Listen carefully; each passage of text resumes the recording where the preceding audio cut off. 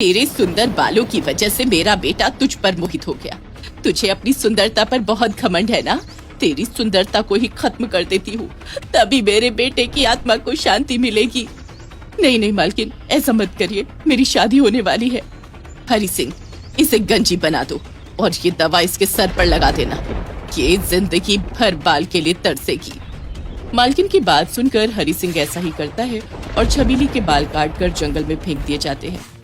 रोती बिलखती छबीली अपने घर पहुंचती है। हाय राम की, ये क्या हो गया? बिटिया तू तो बिल्कुल गंजी हो गई। कल बारात आने वाली है।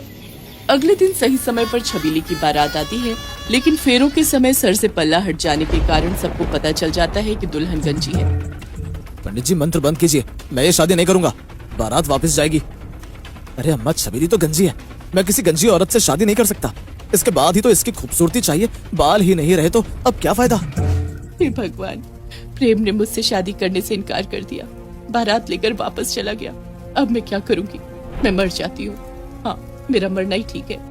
छबीली जब आत्महत्या करने के लिए जंगल की ओर जाती है तो उसे एक बूढ़ी औरत दिखाई देती है।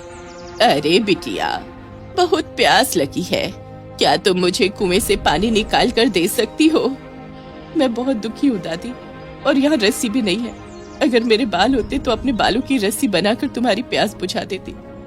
छबीली की बात सुनकर बूढ़ी औरत एक जादूगरनी के रूप में आ जाती है और कहती है, तू दिल की बहुत अच्छी है, मुझे सब दिखाई दे रहा है कि तेरे साथ क्या हुआ है। दादी, मैं मर जाना चाहती हूँ, बिना बालों के प्रेम भी मुझसे शादी नहीं करना चाहता। 30 कदम आगे पीपल का पेड़ दिखाई देगा, उस पेड़ के नीचे तेरे बाल रखे हैं, जा ले आ। छबीली अपने कटे हुए बाल उठाकर जादूगरनी को देती है। वो बालों पर जादू टोना करने लगती है और फिर उनसे एक लंबी मोटी चोटी बनाकर छबीली को दे देती है और कहती है, ले ये अपने पास रख, ये जादुई चोटी तुझे तेरी सभी मुसीबतों से निकालेगी। इसे सर पर लगाकर प्रेम से शादी कर ले, ये तेरे सारे काम करेगी, यही तेरा हथियार बनेगी। छबीली के सर पर फिर से बाल देखकर प्रेम उससे शादी करने को तैयार हो जाता है और फिर अपनी खूबसूरत लंबी चोटी वाली दुल्हन को लेकर घर आ जाता है। अरे वाह, इतनी सुंदर है, इसीलिए तो मेरा बेटा तुझ पर लट्टू हो गया। आजा आजा, तेरी आरती उतारूं। छबीली की सास का पैर फिसल जाता है और आरती की थाली जमीन की तरफ करने लगती है। इतनी देर में ही छबीली की जादुई चोटी तेजी से आगे बढ़ती है और सबकी नजर बचाकर आरती के थाल को हवा में ही संभाल लेती है। चमत्कार! अरे वाह, बड़ी भाग्यशाली है मेरी बहू। थाली जमीन पर गिरती तो अब शकुन हो जाता, लेकिन देखो कुछ भी नहीं हुआ। छबीली ससुराल में आकर आराम से रहने लगती है। गांव की औरतें छबीली के पास आती हैं। अरे छबीली, गांव में माँ अम्बे का मेला लगा है, दूर दूर से लोग मेला देखने आते हैं, चलना, बड़ा मजा आएगा। हाँ, मेला देख कर आ, सारा दिन घर में बैठी रहती है, जो मन में आए अपने लिए चीजें भी खरीद लेना। जा, अपने लिए कुछ चीजें भी खरीद लेना। छबीली खुशी खुशी मेला देखने चल पड़ती है। बीच रास्ते में अचानक उसे एक रोती हुई औरत दिखाई पड़ती है। क्या हुआ बहन, तुम इस तरह रो क्यों रही हो? सब ठीक तो है ना? क्या बताऊं, कई सालों के बाद मुझे बेटी हुई, लेकिन ससुराल वालों को जैसे ही पता चला कि मैंने बेटी पैदा की है, उसे मारने के लिए ले गए।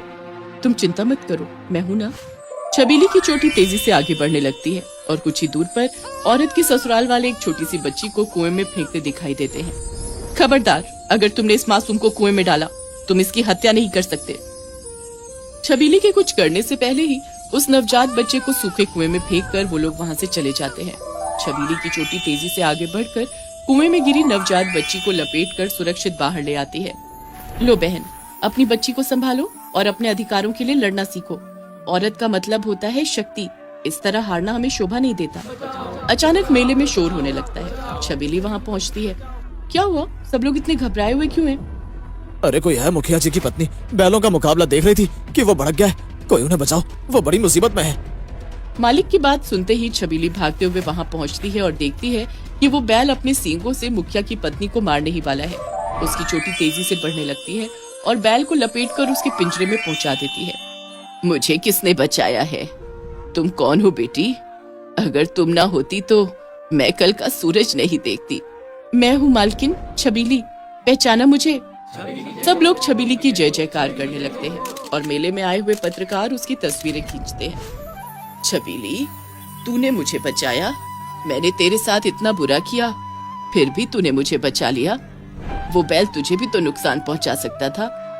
मालकिन, मैं आपसे बिल्कुल भी नाराज नहीं हूँ। वो तो एक माँ की ममता थी। तू सचमुच बहुत अच्छी है छबीली। मैं अपने किए पर बहुत शर्मिंदा हूँ और तुझे इनाम देना चाहती हूँ। मालकिन, छबीली ने सिर्फ आपको ही नहीं बल्कि मेले में आए हुए हजारों लोगों की जान को बचाया है, वरना ये बैल न जाने कितनों को नुकसान पहुंचा सकता था। छबीली को सरकार की तरफ से भी इनाम दिया जाएगा। हर तरफ छबीली की बातें होने लगती हैं। अखबारों में छबीली की जादुई चोटी के कारनामे छपने लगते हैं। ये बात प्रेम को पता चलती है तो वो छबीली से माफी मांगता है। मुझे माफ कर दो छबीली, तुम कितनी हिम्मत वाली और खूबसूरत लड़की हो, फिर भी मैंने शादी के लिए इनकार कर दिया था। माफी तो मैं तुमसे मांगना चाहती हूँ। माफी पर तुमने क्या किया है? तुमने तो अपनी खूबसूरत चोटी से सबकी सहायता की है। तुम तो गांव का गौरव हो। छबीली प्रेम को अपने साथ हुई सारी घटना बताती है और कहती है, मैं तुम्हारी अपराधी हूँ प्रेम, क्योंकि जिन खूबसूरत बालों और चोटी के लिए तुमने मुझसे विवाह कर लिया वो नकली है और मैं आज भी गंजी हूँ। मुझे तुम पर गर्व है। मेरी गंजी दुल्हनिया की जादुई चोटी सबसे कमाल की है।